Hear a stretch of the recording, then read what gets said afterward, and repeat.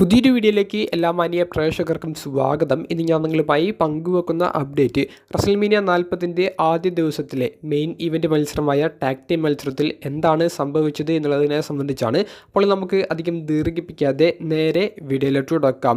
WrestleMania 40 ആദ്യ ദിവസം അതിഗംഭീരമായ മത്സരങ്ങളും റിസൾട്ടുകളുമാണ് നമുക്ക് കാണാൻ സാധിച്ചത്. എന്നാൽ ഈ വീഡിയോയിലൂടെ മെയിൻ ഇവൻറ്റിലെ ടാഗ് ടീം മത്സരത്തെ സംബന്ധിച്ച് മാത്രമാണ് പറയുന്നത്. അതിൽ ആദ്യത്തെ ടീം സെത്ത് റോളിൻസിൻ്റെയും കോഡി റോഡ്സിൻ്റെയും ആയിരുന്നു. രണ്ടാമത്തേത് റോക്കിൻ്റെയും റോമൻ റീൻസിൻ്റെയും ടീമായിരുന്നു. മത്സരത്തിലെ ഒരു മികച്ച മൊമെൻറ്റ്സ് മത്സരം അവസാനിപ്പിച്ചു എന്ന് നമ്മളെ തോന്നിപ്പിച്ച് പിന്നീട് മത്സരം മുന്നോട്ട് കൊണ്ടുപോയ കുറച്ച് മൊമെൻറ്റ്സ്, നമ്മൾ കണ്ടിരിക്കേണ്ട കുറച്ച് മൊമെൻറ്റ്സിനെ സംബന്ധിച്ച് മാത്രമാണ് ഈ ഒരു വീഡിയോയിലൂടെ ഞാൻ നിങ്ങളുമായി പങ്കുവെക്കുന്നത്. അതിൽ ഒന്ന്, കോഡി റോഡ്സ് റോമൻ റീൻസിനെ ക്രോഡ്സ് ഒക്കെ ഇട്ടുകൊണ്ട് അദ്ദേഹം പിൻ ചെയ്യുന്ന സമയത്ത് മൂന്നാമത്തെ തവണ പിൻ ചെയ്തു എന്ന് നമ്മളെ തോന്നിപ്പിച്ചു.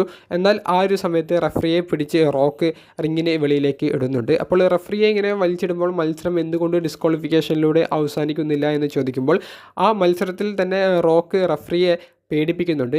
റിങ്ങിന് പുറത്ത് കൗണ്ട് ഡൗൺ ചെയ്യാൻ ആരംഭിച്ചാൽ നിന്നെ പുറത്താക്കുമെന്നുള്ളത്. കാരണം റോക്ക് എന്ന് പറയുന്നത് TKO എന്ന WWE പേരൻറ്റ് കമ്പനിയുടെ ബോർഡ് ഓഫ് ഡയറക്ടേഴ്സിലെ ഒരു അംഗമാണ്. അപ്പോൾ അദ്ദേഹത്തിൻ്റെ ആ ഒരു പവർ അദ്ദേഹം ഉപയോഗിക്കുകയാണ്. ഒരു ഹീൽ റെസ്ലർ എങ്ങനെയാണ് പെരുമാറേണ്ടത് ആ ഒരു രീതിയിൽ തന്നെയാണ് റോക്കിനെ നമുക്ക് ഈ മത്സരത്തിൽ പൂർണ്ണമായും കാണാൻ സാധിച്ചത്. അതിനുശേഷം ആക്സിഡൻ്റലി മനഃപൂർവ്വമല്ലാതെ റോക്കിനെ റോമൻ റീൻസ് സ്പിയർ ചെയ്യുന്നുണ്ട്. ഈ ഒരു അവസരം മുതലെടുത്തുകൊണ്ട് കോഡി റോഡ്സ് റോക്കിനെയും സെത്ത് റോമിനെയും പെഡിഗ്രി ചെയ്ത് രണ്ടുപേരും ഒരേ സമയത്ത് പിൻ ചെയ്യുന്നു. എന്നാൽ മൂന്നാമത്തെ പിൻ ഫോളിലേക്ക് എത്തുന്നതിന് മുൻപ് തന്നെ രണ്ടുപേരും ഒരുപോലെ കിക്ക് ഔട്ട് ചെയ്യുന്നുണ്ട്.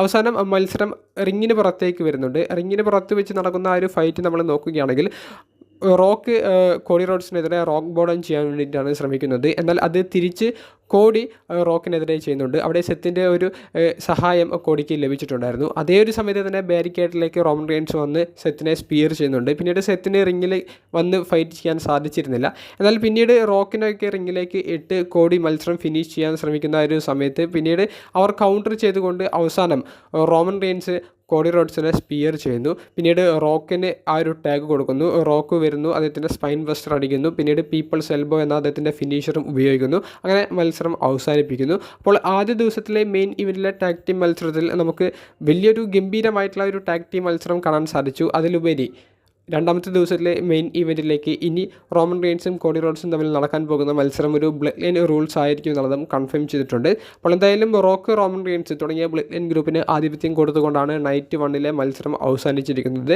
രണ്ടാമത്തെ ദിവസത്തിൽ എന്താണ് നടക്കാൻ പോകുന്നത്?